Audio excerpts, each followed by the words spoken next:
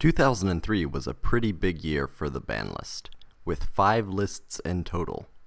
Each list was more of a minor adjustment than a huge hit on the meta-decks, though. And you may ask yourself, well, how did I get here? Starting with the April list, Sangan went from semi-limited to limited. Although not quite as powerful as Witch of the Black Forest, Sangan was still one of the best search cards in the game. Mage Power and United We Stand are both very strong, and perhaps more importantly, generic equipped cards which could be slotted into most decks to offer a large boost in attack to a single monster. I glossed over Magic Cylinder the first time I talked about it, but I do want to take you back to the golden age of battle traps. Mirror Force is obviously powerful as a mass destruction effect, which could result in a big swing in both tempo and card advantage when held for the perfect moment. But Magic Cylinder is actually a -1, and only blocks a single attack at that. The key utility of Magic Cylinder comes from the burn damage, which scales based on the strength of your opponent's monsters, and could outright end the game when used correctly.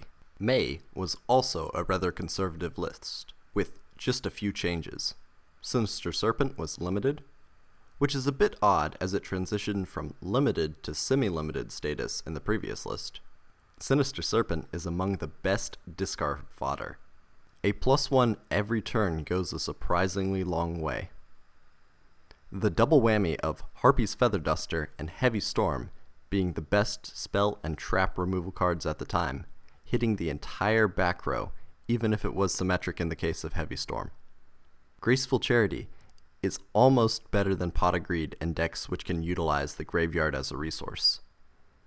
It is a net 0 in card advantage, but when using cards like Sinister Serpent in tandem, the card offered digging 3 cards deep into the deck and an eventual +1 in card advantage. July was pretty much a restatement of the OCG list. As new power cards were introduced into the TCG, the banhammer was swift in limiting new cards in line with the OCG. So, rapid-fire explanations. Exiled Force, generic 1-for-1 monster removal which was easily tutored. Fiber Jar, a reset on the game, and when flipped on the player's turn, could lead to a ridiculous advantage. Injection Fairy Lily is a strong removal option that can also be used as a beater to deal a large amount of damage for a normal summoned monster. Twin-Headed Behemoth was poorly worded, so the limitation was needed to prevent confusion. Yatagarasu removes the +1 from drawing a card each turn, but being extremely weak and requiring the normal summon each turn, the effectiveness was quite limited. Now, the semi-limits. Marauding Captain allows for great swarming potential and could circumvent the weakness of Exiled Force, taking up the precious normal summon. Creature Swap is a -1, but when used strategically could steal a rather large threat, and perhaps even trigger certain card effects. Reinforcement of the Army is probably the best monster searcher spell in the game, with all subsequent cards of the like living in its shadow, being called archetypal Rotas. Last is fittingly Last Turn, which as the name implies could end the game. This is a narrow alternate win condition and might seem as a gamble at first, but when used with cards like Jowgen the Spiritualist, which prevented your opponent from special summoning, your victory would be assured. The card made the game feel arbitrary and could result in the accursed ties. But due to the difficult activation requirement, it was only a semi-limited. The August list starts with a dominant theme, card advantage. Graceful Charity was again adjusted, moved down to limited to check the power. Mirage of Nightmare seems balanced upon first reading, with initial card draw, then later discarding, but when used in conjunction with Spell Speed 2 spell and trap removal, yielded a +3 in card advantage.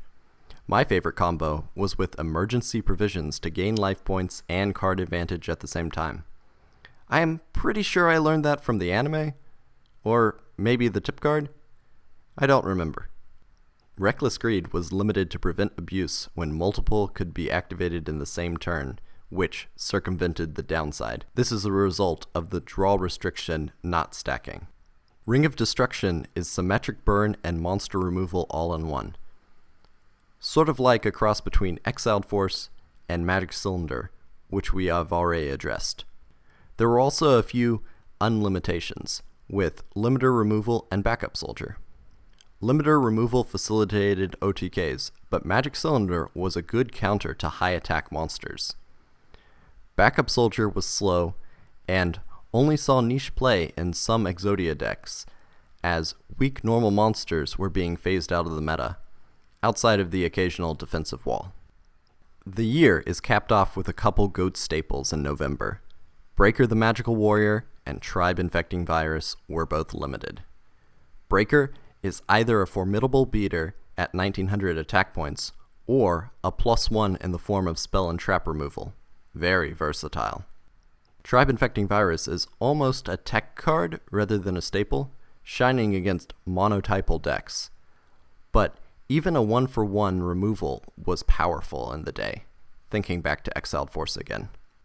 Additionally, mass monster removal is especially potent, but if it survived a turn or two, you could continuously deny your opponent field presence at the cost of a discard.